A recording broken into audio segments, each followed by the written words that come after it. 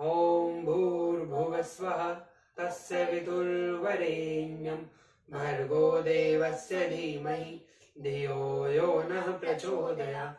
ओम भूर्भुवस्वः तस्य वितुर्वरेण्यं भर्गो देवस्य धीमहि धियो यो नः प्रचोदयात्। ओम जय श्री राम, जय श्री राम, जय श्री जय श्री जय बजरंग जय बजरंग जय बजरंग।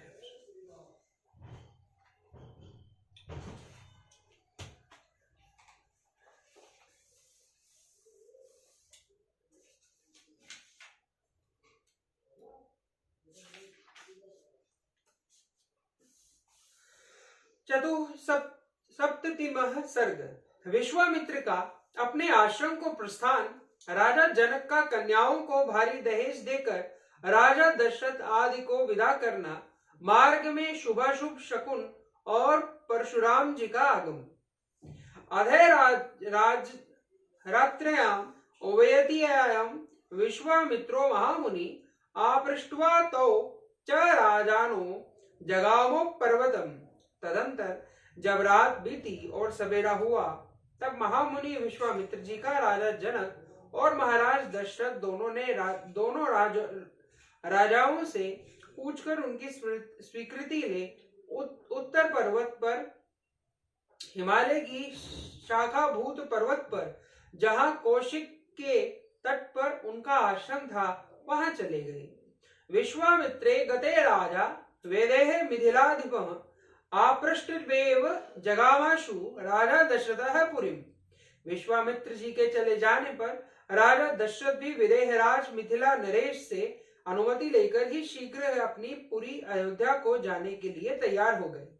अधे राजा विदेहानां ददौ कन्याध्यं बहु गावाम शत्र सहस्राणि बहुनी मिथिलेश्वर कंबलाम च मुख्यानाम शोमान कोट्याबराणि च हस्तश्च पदार्थ दिव्य रूपम स्वकल्पन कृतम। उस समय विदेहराज जनक ने अपनी कन्याओं के निमित्त दहेज में बहुत अधिक धन दिया। उन मिथिला नरेश ने कई लाख गौएं, कितनी ही अच्छी अच्छी कालीने तथा करोड़ों की संख्याओं में रेशमी और सूती वस्त्र दिए। भांति भांति के गहनों से सजे हुए बहुत से दिव्य हाथी, घोड़े, रथ और पैदल सैनिक भेंट किए। ददौ कन्यास्तः तासाम दादिस्तत्तुमम हिरण्यस्य सुवर्णस्य मुक्तानाम विद्रुमस्य च। अपनी पुत्रियों के लिए सहेली के रूप में उन्होंने 100 कन्याएं तथा उत्तम दास दासियां अर्पित की। इन सब के अतिरिक्त राजा ने उन सब के लिए 1 करोड़ स्वर्ण मुद्रा, रजत मुद्रा और मोती तथा मूंगे भी दिए। ददौ राजा सुसंसृष्ट कन्याधामुत्पम दत्वा बहुविधम राजा समुज्ञाप्य पार्थिवम प्रविशेष स्वनिलयम मिथिलां मिथिलेश्वर राजा पद्योधिपति सह पुत्रे मात्रभि ऋषिं सर्वान् पुरस्कृत्य जगाम सभानुगः। इस प्रकार मिथिलापति राजा जनक ने बड़े हर्ष के साथ उत्तमोत्तम कन्यादान दहेज दिया। नाना प्रकार की वस्तुएं दहेज में देकर महाराज दशरथ की आज्ञा ले वे पुनः मिथिला नगर के भीतर अपने महल में लौट गए। उधर अयोध्या नरेश राजा दशरथ भी संपूर्ण महर्षियों के आगे अपने अपने महात्मा पुत्रों, सैनिकों तथा सेवकों के साथ अपनी राजधानी की ओर प्रस्थित हुए। गच्छतं तु नरवयाग्रम सहर्षिंग सराघवम घोरास्तु पक्षिणो वाचा व्याहरन्ति समन्तद भौमश्चैव मृगा सर्वे गच्छन्ति समय प्रदक्षिणम। उस समय ऋषि समूह तथा श्री रामचंद्र जी के साथ यात्रा करते हुए पुरुष सिंह महाराज दशरथ के चारों ओर भयंकर बोली बोलने वाले पक्षी चहचहाने लगे और भूमि पर विचरने वाले समस्त मृग उन्हें दाहिने रखकर जाने लगे।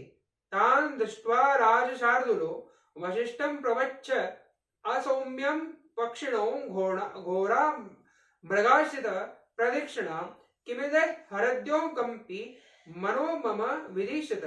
उन सब को देखकर राजा सिंह दशरथ ने वशिष्ठ जी से पूछा, मुनिवर, एक ओर तो ये भयंकर पक्षी घोर शब्द कर रहे हैं और दूसरी ओर ये मृग हमें दाहिनी ओर करके जा रहे हैं।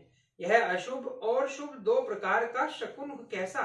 यह मेरे हृदय को कंपित किए देता है, मेरा मन विषाद में डूबा जाता है। राज्ञो दशरथे अच्युत्वा वाक्यम महानर्षि उवाच मधुराम वाणी श्रुत्वामस्य यतः फलम उपस्थितः भयं घोरम दिव्य पक्षिण मुखच्यं मृगा प्रशंसते संतावद वशमात्मय।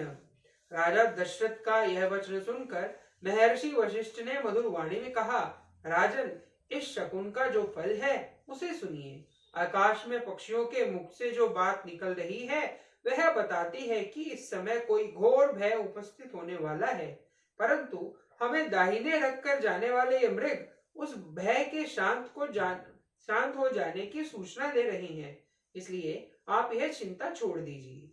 तेषाम संवदाताम तत्र वायु प्रभाद्भुव कंपयम मेदिनी सर्वाम पादयञ्च महार्द्रुम तमसा संवृतः सूर्यं सर्वे नावे दुर्दिशम भस्मान चाव्रत सर्व सम्मुढ़मिव तबलम।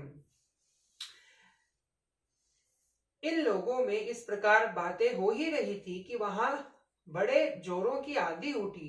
वह सारी पृथ्वी को कंपाती हुई बड़े बड़े वृक्षों को धराशायी करने लगी। सूर्य अंधकार से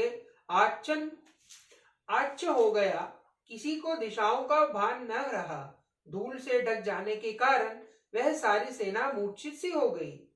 वशिष्ठ ऋषयश्चान्ये राजा च सत्तुसदा संयज्ञा एव तत्रासन सर्वं द्विजेन तमस्रिमासी घोरे तु भस्मच्चेव साचमु। उस समय केवल वशिष्ठ मुनि अन्य ऋषियों तथा पुत्रों सहित राजा दशरथ को ही चेत रह गया था। शेष सभी लोग अचेत हो गए। उस घोर अंधकार में राजा की वह सेना धूल से आच्छादित सी हो गई थी।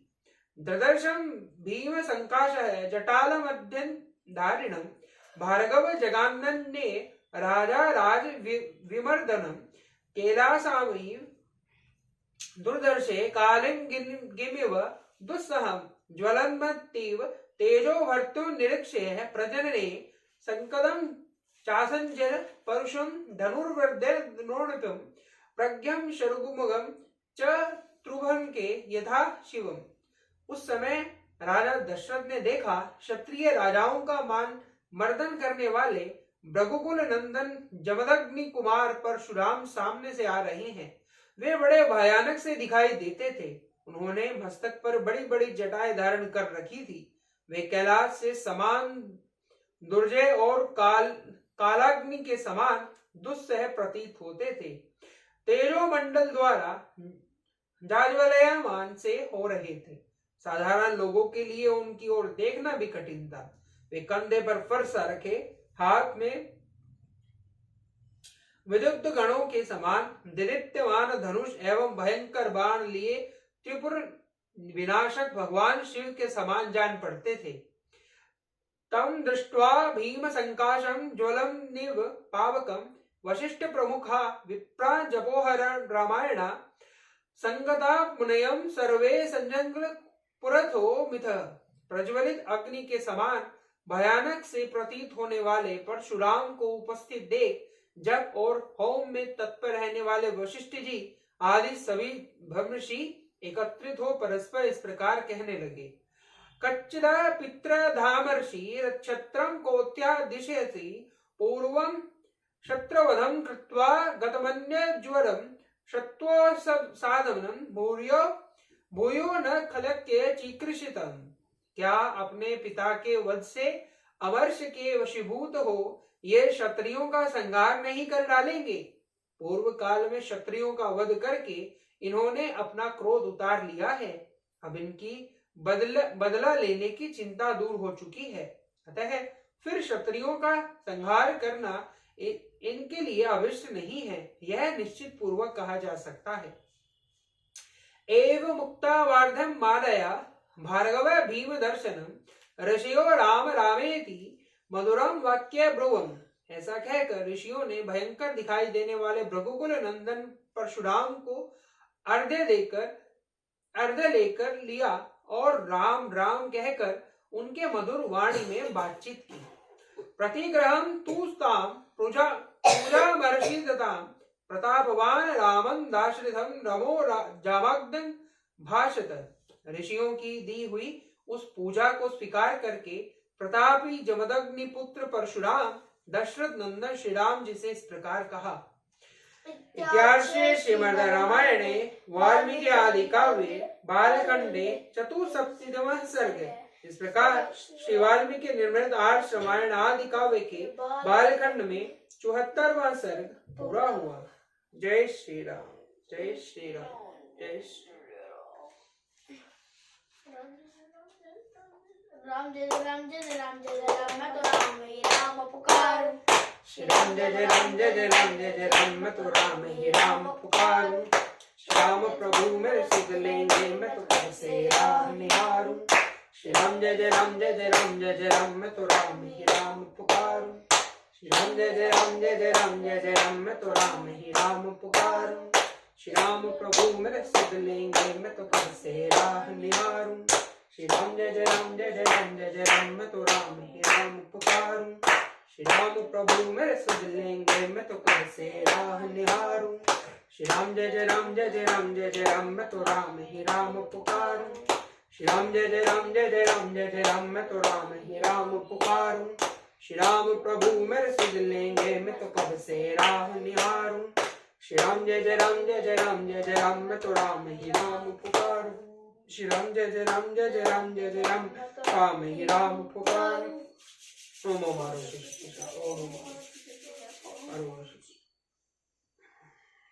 जय श्री जय प्यास हो गया। कोई बात नहीं, चलो गीत गाओ। आप बोलो।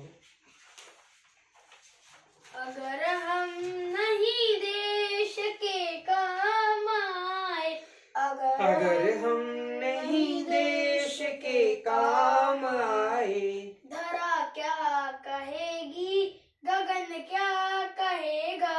धरा क्या कहेगी, गगन क्या कहेगा। चलो श्रम करे देश अपना सवारे, चलो श्रम करे देश अपना सवारे। युगों से चढ़ी जो खुमारी उतारे, युगों से चढ़ी जो कुमारी उतारे। अगर वक्त पर हम नहीं जाग पाए, अगर वक्त पर हम नहीं जाग पाए, सुबह क्या कहेगी, पवन क्या कहेगा। सुबह क्या कहेगी, पवन क्या कहेगा। अगर हम नहीं देश के काम आए, अगर हम नहीं देश के काम आए, धरा क्या कहेगी, गगन क्या कहेगा। धरा क्या कहेगी, गगन क्या कहेगा। मधुर गंध का अर्थ है खूब महके, मधुर गंध का अर्थ है खूब महके। पड़े संकटों के भले मार सहके, पड़े संकटों के भले मार सहके। अगर पुष्प बन हम नहीं मुस्कुराए, अगर पुष्प बन हम नहीं मुस्कुराए। लता क्या कहेगी, चमन क्या कहेगा।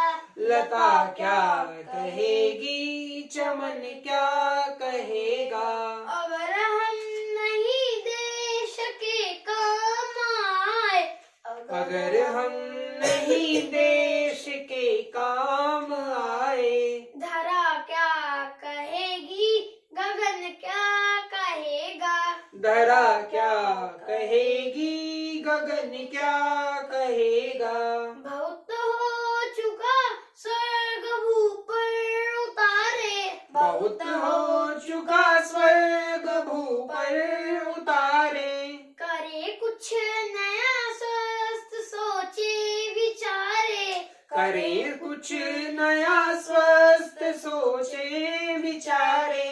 अगर हम नहीं ज्योति बन झिलमिलाए, अगर हम नहीं ज्योति बन झिलमिलाए। निशा क्या कहेगी, भुवन क्या कहेगा। निशा क्या कहेगी, भुवन क्या कहेगा।